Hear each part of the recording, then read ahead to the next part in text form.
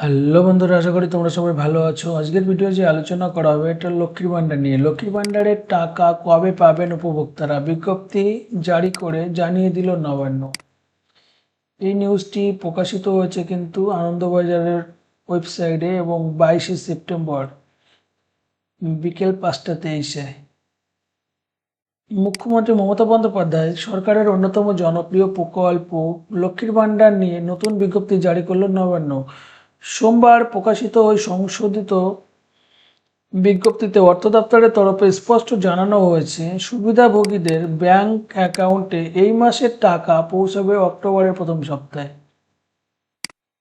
এর আগে 16ই সেপ্টেম্বর বিজ্ঞপ্তি জারি করে রাজ্য সরকার জানিয়েছিল চলতি বছরের সেপ্টেম্বরের শেষ সপ্তাহে অর্থ প্রদান করা হবে। অর্থ দপ্তর সূত্রে খবর, সেই সিদ্ধান্তের পরিবর্তন আনা হয়েছে প্রশাসনিক কারণে। প্রশাসন সূত্রে জানা গিয়েছে, সেপ্টেম্বর মাসের শেষ সপ্তাহে শারদোৎসবের আগে নানা আর্থিক অনুদান এবং বেতন সংক্রান্ত লেনদেনের চাপ রয়েছে। সেই কারণে একই সঙ্গে বিপুল সংখ্যক লেনদেন এড়াতে লক্ষ্মী ভাণ্ডারের টাকা দেওয়ার দিন কিছুটা পিছিয়ে দেওয়ার সিদ্ধান্ত নেওয়া হয়েছে। তবে সুবিধাভোগীরা যাতে সমস্যায় না পড়েন সেজন্য অক্টোবরের প্রথম সপ্তাহে নির্দিষ্ট দিনেই টাকা ব্যাংক অ্যাকাউন্টে জমা হবে বলে নিশ্চিত করেছে নবান্ন। লক্ষ্মীর ভাণ্ডার প্রকল্পের মাধ্যমে সাধারণ পরিবারের মহিলারা মাসিক ভাতা পান। তৃণমূল সরকারের এই প্রকল্প ইতিমধ্যে বাংলার বিপুল জনপ্রিয়তা পেয়েছে। প্রায় 1.5 কোটি পরিবার এই প্রকল্পের আওতায় রয়েছেন। নিয়ম অনুযায়ী সাধারণ শ্রেণীর মহিলারা মাসে 1000 টাকা পান এবং তপশিলি জাতি উপজাতির মহিলারা মাসে 1500 টাকা পান।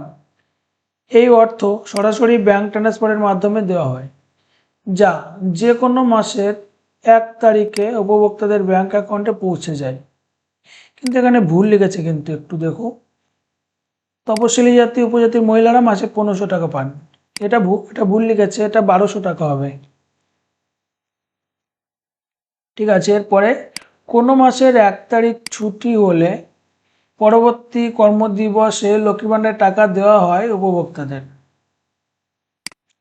অক্টোবর মাসের 1 তারিখ দুর্গাপুজোর নবমী, পরদিন বিজয় দশমী, সেই সঙ্গে গান্ধী জয়ন্তী, যে কারণে রাজ্য সরকারের সব দপ্তর ছুটি।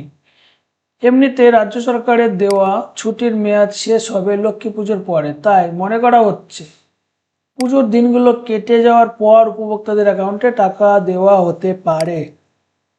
রাজ্য প্রশাসনের দাবি, তারিখ কিছুটা পেছলেও সমস্ত যোগ্য উপভোক্তা সময় মতোই টাকা পাবেন। পুজোর মরশুমে পরিবারের খরচের চাপ মেটাতে এই আর্থিক সহায়তা বড় ভূমিকা নেবে বলে আশা করা হচ্ছে।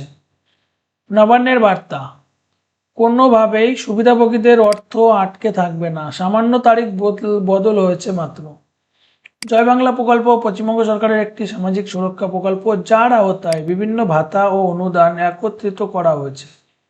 2020 সালের মুখ্যমন্ত্রী মমতা বন্দ্যোপাধ্যায়ের ঘোষণা অনুযায়ী সমাজের পিছিয়ে পড়া ও আর্থিকভাবে দুর্বল মানুষদের মাসিক আর্থিক সহায়তা দেওয়া এর মূল উদ্দেশ্য। সেই টাকাও উপভোক্তাদের অ্যাকাউন্টেই দেওয়া হবে অক্টোবর মাসের প্রথম সপ্তাহে। নবান্নের বিজ্ঞপ্তিতে সেই কথাই জানানো হয়েছে। তো বন্ধুরা, ভিডিওটি যদি ভালো লেগে থাকে তাহলে একটা লাইক করে দাও। এই ধরনের বিভিন্ন নিউজ শুনবার জন্য চ্যানেলকে সাবস্ক্রাইব করে সঙ্গে থাকো।